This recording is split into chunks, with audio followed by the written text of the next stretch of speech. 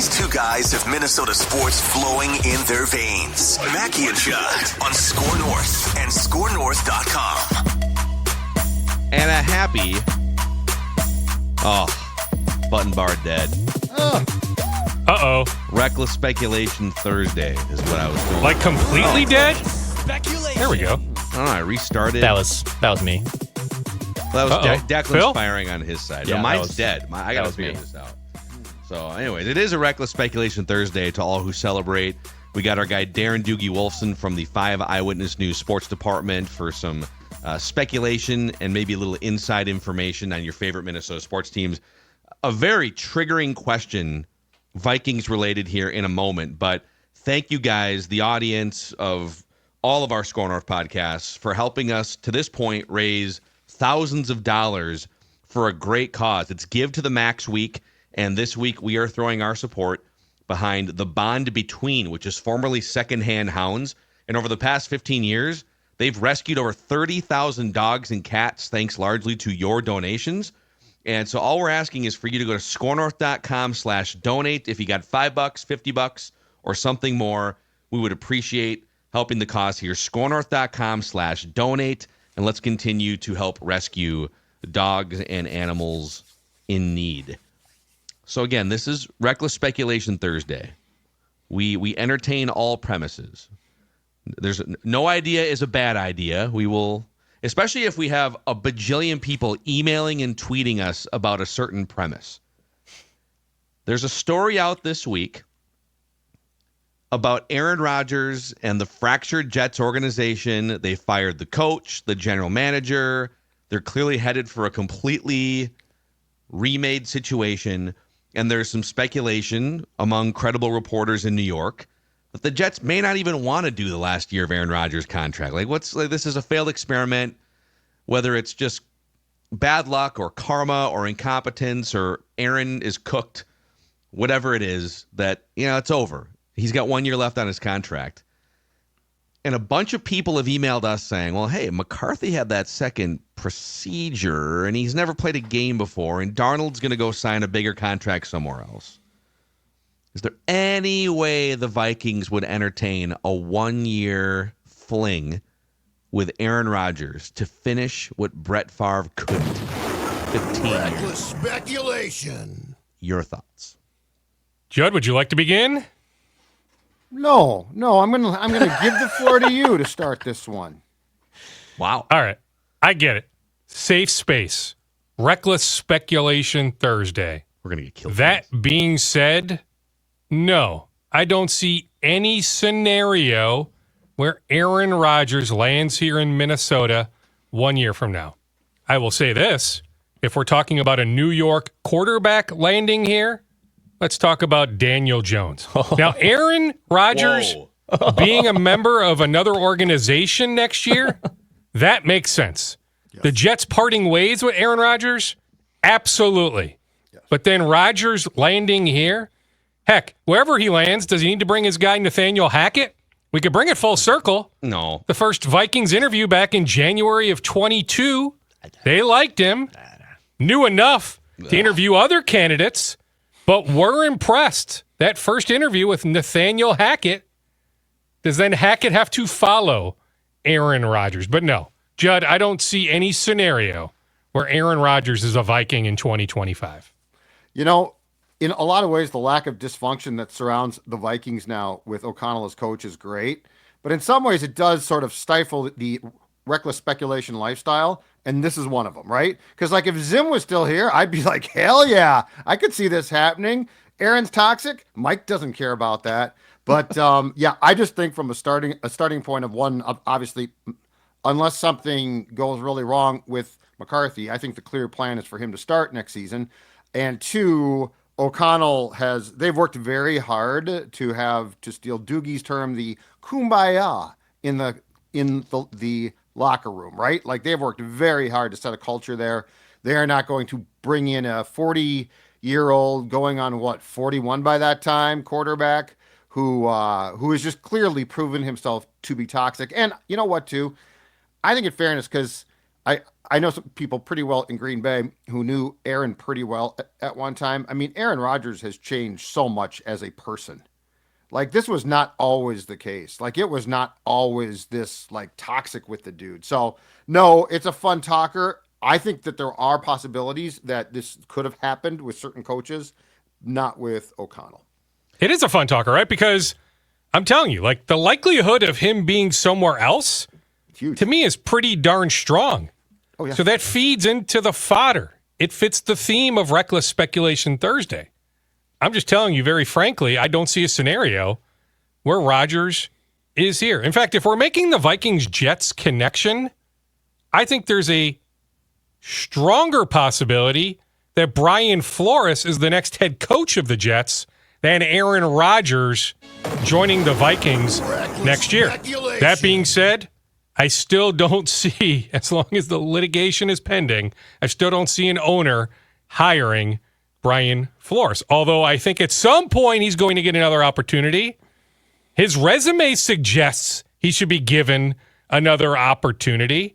Heck, some chatter about Ryan Grigson, probably agent-based, but that Ryan in the Vikings front office might be a logical GM candidate for the Jets. I wouldn't do that if I were the Jets, but his name is being bandied about. So Ryan Grigson, Jets GM, hires Brian Flores, Vikings defensive coordinator. I'm telling you, I don't see that happening, but I would say, like, whatever the percent chances of that happening, 2%, 1%, is greater than Aaron Rodgers being a Viking in 2025. All right, I want to chime in on this because I know there's 32 jobs, okay? So this is a very exclusive club. This is a fraternity that's very, very exclusive. But Brian Flores is not through his own fault entirely, but he's coming off what ended up being, unfortunately for him, a disastrous stint with the Dolphins, who are, let's say, from the ownership standpoint, I think questionably run, okay? With only 32 jobs, Brian Flores, in my opinion, his next job, like, it's got to be at least the right job, too. Like, he can't handle strike two. So, like, if he goes to a team and it's strike two and now it doesn't go well at all, and there's some fractures there, I think he's done. I don't think he'll ever coach again as far as a head coaching job. I don't know if you guys agree or not, but I think the New York, like, if I was to be Brian Flores' agent or friend and advise him, I ain't going near the Jets. Woody Johnson is toxic. They supposedly now went out and got, like it was ownership that went and got Rodgers and told the GM, you're taking him on, you're trading for him, we're going to do this. I'm sorry. One, I don't think the Jets would go defense back-to-back. So I think that probably eliminates Brian. But anyway, you guys, I would tell that guy, don't take this job, man. Like, it's going to be strike two. It's going to be a disaster. And you will then, I don't think, ever be a head coach again. Okay, that's fine. You tell him not to take this job because he is young enough. Some better opportunity presumably will come down the road. Yeah. But the elephant in the room still is the pending court case. Oh, sure. You're right. Yeah. Right? So, I mean, we've hit this point home a lot. You're right. But in the moment, we need to reiterate it. Like, what owner is hiring Brian Flores? Now, to me, what the heck is taking so long? This is now multiple years. Like, let's figure out a resolution here. Yeah. This is taking way too long. But until that point happens, I just don't know an owner that is willing to say, okay, Brian, here are the keys to the franchise. He definitely deserves a second shot. I 100% agree on the Jets. 100%, yes. If you're getting your first job and you're not guaranteed, like Ben Johnson turning down the Commanders last year was a little risky, and then Dan Quinn jumps in. It's like, hey, Ben Johnson, be careful what you wish for, because you would have wound up with a much better ownership situation than previously in Washington. Jaden Daniels as your starting quarterback, and Dan Quinn is reaping the benefits of these things too. What if Ben Johnson takes a bad job, goes to Dallas or something, and you got an 83-year-old senile weirdo as the owner, and now your stock falls. So Flores has time. He's not 60 years old here. I don't even think he's 50 yet. He should be careful picking his next job. But to Duke's point, if I'm an owner at this point, you should just, if you think he's the best leader for your franchise and you think he's learned from maybe the way he dealt with Tua in Miami, he should be one of the 3 biggest candidates. And I would maybe put Ben Johnson on that list.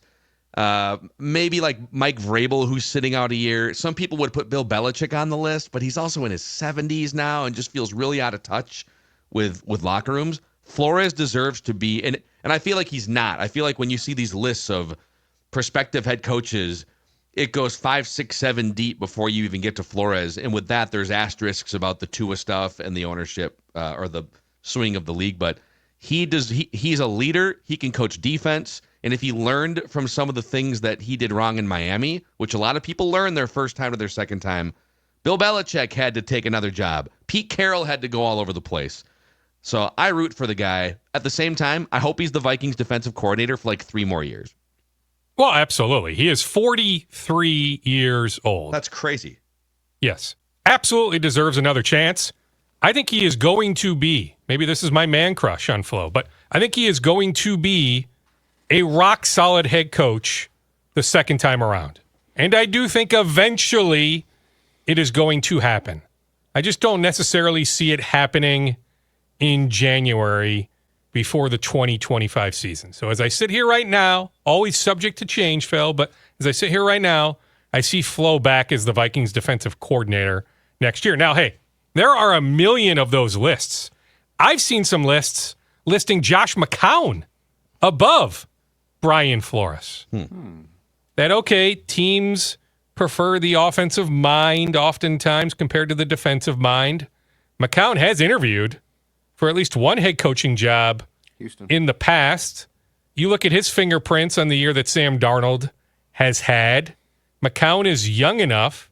It seems like minimum he's going to get more interview opportunities. So that's another name to keep an eye on. In fact, at this point, I would say there's a stronger likelihood that Josh McCown gets a head coaching job next year compared to Brian Flores. So off that point, because we actually had a text thread between the 3 of us with with Phil and Dex going last night. But all right, thanks for including me. Appreciate off that. that point, well, we don't always include you. I'm sorry, Dukes. But here's my thing on McCown. I think that there is a possibility with him too. If you watch the behind the scenes, and we get a ton of this now, right? Mic'd up during games, sidelines. If you watch the behind the scenes stuff, he is constantly like in Darnold's ear. He is constantly, and I mean, teams know this. Teams watch this, right? And so I do think, it's no coincidence that he has purposely kept about as low profile as possible, turned down numerous requests to be, probably by you included, on camera. You know, he's done a couple of things here and there. He doesn't want to talk about certain things. He has purposely kept about as low profile as you can possibly keep. And so I do believe that he is a definite dark horse, because I think there's a ton more going on behind the scenes with his involvement. And we just sort of forget about him because we see him on Sundays and then he's absent the rest of the time. So I'm with you. I could see him definitely getting on a short list of a team or two. And I think he's pretty impressive too. Oh, I think he is impressive. I mean, heck, if some team wants to hire him as head coach, you could bring Keenan McCardell as your offensive coordinator. Now, I'd imagine that Josh would call plays, but to me, it's when, not if, Keenan ascends. In fact, I thought he had a good shot at the Saints OC job last offseason. So the Vikings are fortunate to have their current wide receivers coach, but to me, it's when, not if, he gets a chance to move up the ladder. I feel like we buried something at the beginning of this show. Reckless speculation. Dude, did you think Daniel Jones is actually a viable backup option for the Vikings to bring in more for so, next year? Yeah, than Aaron Rodgers. I mean, who is going to be the number 2? You need to bring in somebody that's capable, even though everything we hear, even with, this recent setback, that there's still so much love for J.J. McCarthy. You need to have a viable alternative.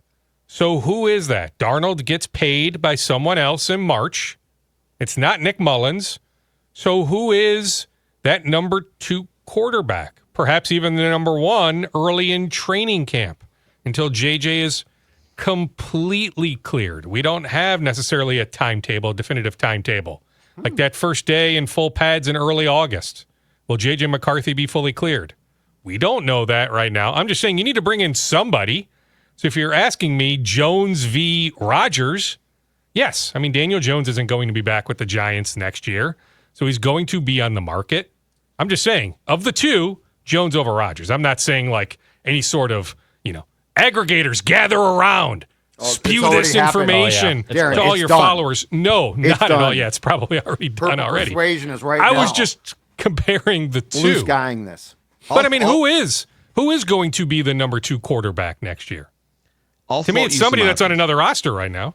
Yeah, I'll float you some options just to close the full loop on the Rodgers thing.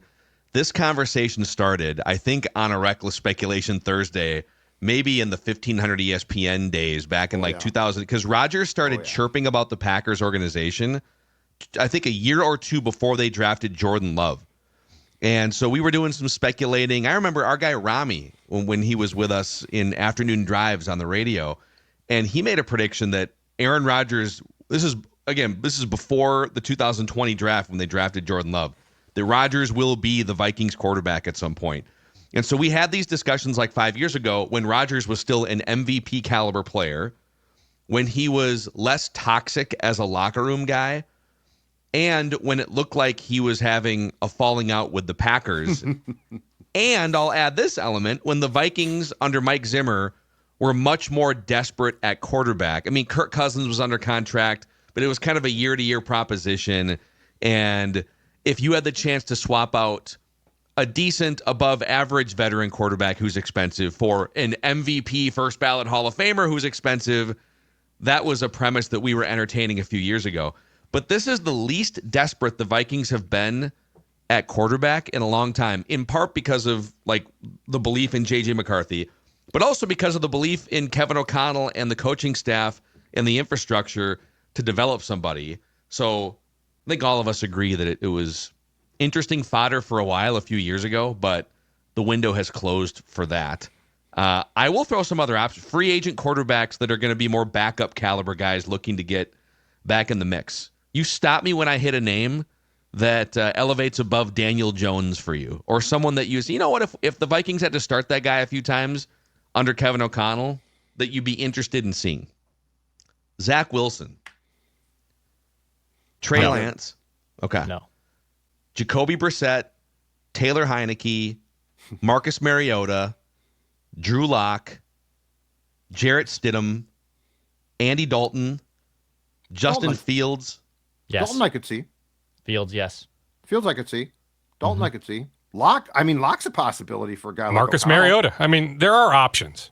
Clearly options. Mac Jones. Plus, when you say within the infrastructure of KOC leading the way, I feel pretty darn good about a lot of those names. No. Like, I'm not sure, maybe Zach Wilson's the one I pause on, but a lot of those names you threw out, Phil, if they are the number 2 with KOC leading them, I'd feel okay if they had to start for a few games. Carson Wentz, I think, is the backup in Kansas City. He's only 31 years old, so he'll spend some time with Andy Reid. I know Declan just made a throw-up sound there. But what an interesting downfall that dude experienced. No. But he was still made a ton of money. Very highly touted. He was an MVP candidate before the injury back in 2017, and he's still only 31 years. I'm saying as a backup who's talented that you would trust within a certain system, none of these guys are – there's a reason why these guys are available, obviously. So Justin Fields is interesting. 26 years old. Yeah. 25, Is there actually. a team that would say, Justin, you are our guy? There might be, because he did have enough success before Wilson came back in Pittsburgh. So there might be a team that gives him a shot. Like with the Giants. Because you're not going to come here. Or is it a foregone conclusion the Giants are drafting a quarterback? Shedeur Sanders, whomever. The Raiders. Or is it a foregone conclusion the Raiders are drafting a quarterback? Yeah. Well, and here's my question with the Giants. Who's drafting the quarterback? I think it's still Shane. But from Shane's end, this has been an unmitigated disaster. He's probably more at fault for this mess than Dable is. Definitely. No. Like his ownership group basically said, are you sure about allowing Saquon to walk? And he's like, yeah, this is the right move. And, months after the fact, fans in Philadelphia are chanting, "Thank you, Giants." Like if you're the the Maras who own the Giants, what a disaster, an embarrassment. But I could see Fields being offered a job somewhere. When Aaron Jones runs for $115 and 2 touchdowns against the Packers to clinch something in a month and a half from now, are we going to be chanting "Thank you, Packers" for allowing Aaron Jones? That'd be a great troll, dude. Yeah, should be. We should. I'm just saying, in the moment, Judd, if you were Joe Shane, are you investing a ton of money in the running back position just in that moment? So we've seen how it's played out, but Barkley, bit of an injury history. Yep. I'm just saying, in that moment, early March, would you have paid him a ton of money? Here's why I would have paid him. And I told Phil and Dex this, I think, on Monday. Going and watching a game from the press box, I would, if I had my choice, I would stay home and watch. Television, to me, football, perfect, right? But every once in a while, you see a guy live, and you're sort of like a scout. You're like, oh, okay, watching him live, this is different. In the 2 games the Giants played here, including the playoff game in 22, yes, I watched Barkley, and I said, oh, I didn't know. Like, I was flat out like, oh, because here's our difference, I think, in that position now that has to be accepted. Some guys are running backs, and those guys I probably wouldn't pay a ton to.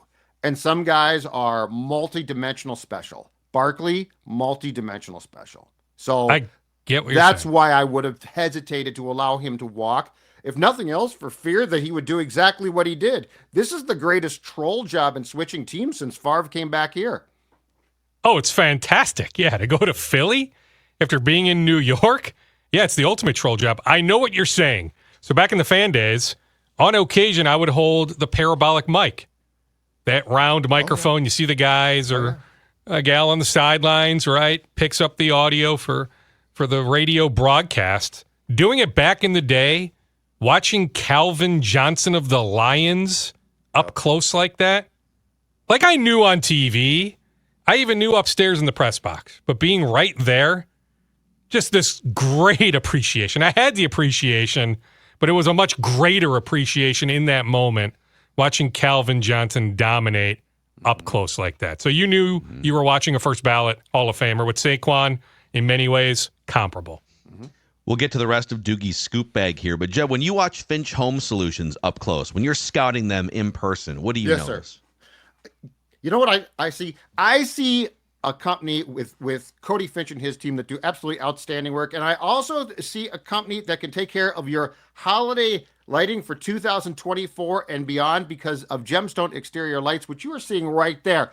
Permanent invisible soffit lights that can display any color for any occasion. So let's just say for Christmas, you're like, you know what? I need to get the holiday lights up, but I am tired of getting up on a ladder, installing them, taking them down. Well, guess what? Finch Home Solutions and Gemstone Lights take care of that because it's year-round. So it's good for security. It's good for the Christmas season. It's also good for, let's say, if you're a Viking fan, Thursday, Friday night before a big game, guess what? Light up that house with purple lights.